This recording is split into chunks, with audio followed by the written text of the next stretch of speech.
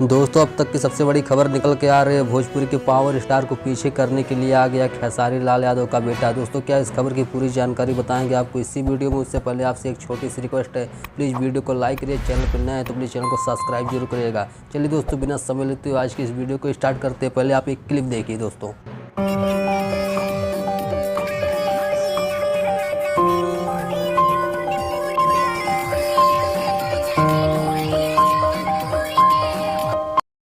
दोस्तों, खेसारी लाल यादव के बेटे ने खेसारी लाल के ही सॉन्ग पे रील्स बना के सबको चौंका दिया है। जैसा कि आप लोग जानते हैं, खेसारी लाल यादव अपनी एक्टिंग, अपनी गायकी से पूरी दुनिया में जाने जाते हैं।